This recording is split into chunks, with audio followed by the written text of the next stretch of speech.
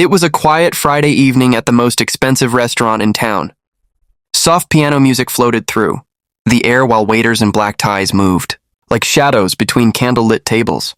A young mechanic named Dylan Cross stood awkwardly near the entrance, his rough hands twisting the edge of a borrowed jacket. The manager had led him to table 6, a private one near the window. He thought it was where his blind date would meet him. But just as Dylan sat down, a soft voice stopped him. I think you're at the wrong table," said a woman in a blue dress, her wheelchair half hidden behind the tablecloth. For a heartbeat, Dylan froze. The restaurant seemed to hold its breath. Who was she? And why did her eyes look so calm? Yet so lonely? He could have apologized and left, but something in her smile made him stay. That single decision would change both their lives forever. Before we move forward, tell us in the comments, where are you watching from and what time is it right now? And don't forget to like and subscribe to Black and Wronged for more heart-touching stories. Let's get started. The waiter blinked in confusion, but Clara Bennett smiled politely. "It's all right," she said softly. "He can sit if he wants." Dylan hesitated, his face flushing red. "I'm sorry, ma'am. I thought this was table 6. Clara's lips curved into a small, teasing grin. "Then maybe I'm the one sitting at the wrong table." The tension melted into a quiet laugh between them. For a few moments, they were just two strangers sharing a table neither of them belonged to. As Dylan looked closer, he noticed her wheelchair, sleek, silver, almost hidden. But it wasn't the chair that caught his attention. It was her voice, confident, warm, unafraid. "Most people stare a little longer," Clara said gently. "You didn't." "I fix cars, not people," Dylan replied with a shy smile.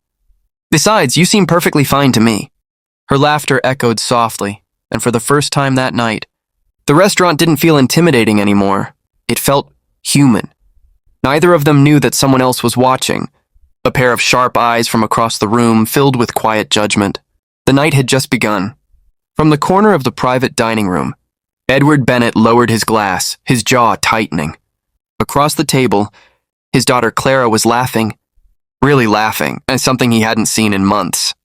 But the man sitting across from her, a stranger in a faded jacket with oil stains near the cuffs. "Who is that?" Edward whispered to the restaurant manager. "Name's Dylan Cross, sir. A mechanic from Torres Auto Repair." The name hit him like a slap. A mechanic? In this restaurant? Sitting with his daughter? Meanwhile, Clara leaned forward. "You said you work with engines. You must be good with broken things." Dylan smiled faintly. "Only if they're willing to run again." For a moment, their eyes met, quiet understanding passing between them. But before Dylan could say more, the waiter appeared nervously. "Sir, Mr. Bennett would like to speak with you privately." Dylan froze. Clara's smile faded. Her father's voice echoed softly from the corner, cold and precise. "Son, I think you're sitting at the wrong table again." The room fell silent. All eyes turned to him. And just like that, the warmth of the evening turned to ice. Dylan stood up slowly, trying to hide the sting in his eyes. "I'm sorry, sir. It was a mistake," he said quietly. Edward Bennett's expression didn't soften. A mistake indeed. "My daughter doesn't dine with strangers, especially not with men who reek of engine grease." Clara's hands gripped her wheelchair's armrests. "Dad, please," she whispered. "He didn't do anything wrong." But Edward continued, his voice cutting like glass. "You don't understand, Clara. People talk. You deserve respect, not pity." The word pity hung in the air like poison. Dylan stepped back, his voice low but steady. "With respect, sir, your daughter doesn't need pity. She needs to be treated like the strong woman she is." Edward's eyes flashed. "And who are you to decide that?" "A man who fixes things others throw away," Dylan replied. For a heartbeat, no one moved. Even the music in the restaurant seemed to stop. Then Edward turned away, dismissing him with a cold gesture. "Leave before you embarrass her further." Dylan nodded, his jaw tight. As he walked out into the rain, Clara watched silently, her heart pounding with something she hadn't felt in a long time. Defiance. Rain poured down as Dylan stepped out of the restaurant, the neon lights reflecting off the puddles like broken glass. He walked toward his old pickup, shoulders heavy, until a voice called softly from behind. "Dylan, wait!" Clara was there, her blue dress damp at the hem, her wheelchair wheels splashing through the rain. "You didn't deserve that," she said, breathless. Dylan shook his head. "He's your father. He's protecting you." "No," Clara said firmly. He's protecting his pride. They stood under the awning, rain dripping between them. For a moment, Dylan wanted to say something brave, but all that came out was honesty. "I'm sorry, Clara, I shouldn't have stayed. I made things worse for you." She looked up at him, eyes shining. "You made me feel something again. That's not worse." Lightning cracked in the distance, and she smiled sadly. "My father thinks no man will ever want me now," she whispered. Dylan looked at her, really looked at her, and said quietly, "Then your father's never met someone who sees the way I do." The rain stopped, and with it, something in Clara's heart began to move again. Days passed, but that night lingered like a song that wouldn't end. Clara couldn't stop thinking about the man who spoke to her as if she were whole. Not broken, not fragile, just her. One morning she showed up at Torres Auto Repair, surprising Dylan as he wiped grease off his hands. "Miss Bennett?" he stammered. She grinned. "You fixed everyone's car in this town. I thought maybe you could fix something for me too." He looked confused. "What's broken?" "My confidence," she said softly. Dylan froze, unsure whether to laugh or cry. "That's a tougher fix," he murmured. "Then it's a good thing you like a challenge," Clara replied, rolling closer. From that day on, she began spending afternoons there, learning how engines worked, helping customers, laughing again. Every time Dylan glanced at her, he saw strength where others saw limits. But across town, Edward Bennett heard whispers. His daughter, working in a mechanic shop? He clenched his fists, anger simmering beneath pride. He'd lost control once before, this time he wouldn't. And the storm that would test all three of them was already on its way. That night, the skies over the city broke open. Rain came down in violent sheets, flooding the narrow streets and turning Torres Auto Repair into a sea of water and chaos. Dylan worked frantically, stacking tools on shelves, pulling electrical cords out of danger. But the water kept rising faster than he could manage. Across town, Clara saw the news flash.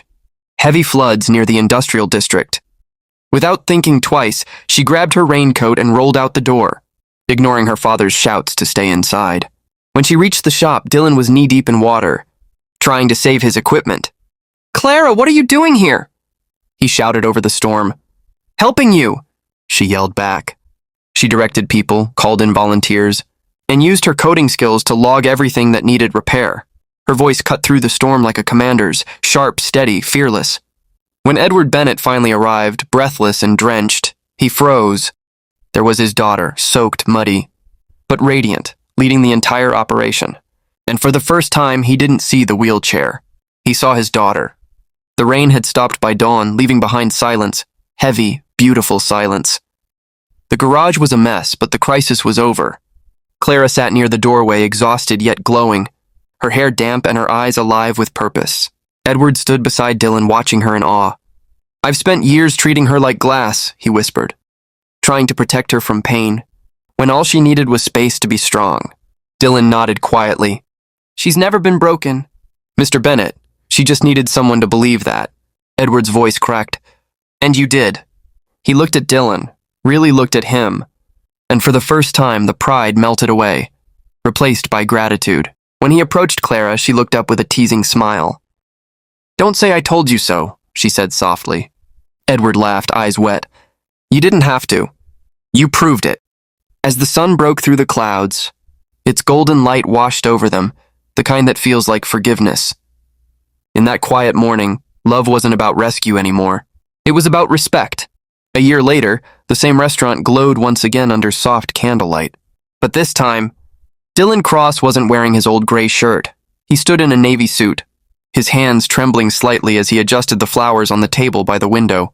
When Clara Bennett rolled in, her blue dress shimmered under the golden lights. "Déjà vu?" she asked, smiling. "Kind of," Dylan said, getting down on one knee, the perfect height to meet her eyes. "You taught me that sometimes the best things happen when plans go wrong," he said softly. "I sat at the wrong table and found the right person." Tears filled Clara's eyes as he held out the ring. "I love you, wheels included. Will you marry me?" She covered her mouth, laughing through her tears. "Yes, Dylan, 1,000 times yes." When Edward walked his daughter down the aisle months later, he whispered, "Thank you for teaching me to see you clearly again." And as the music swelled and the camera pulled back, one truth lingered. Sometimes the wrong table leads us exactly where we were meant to be. If this story touched your heart, share it and subscribe to Black and Wronged for more heart-touching stories.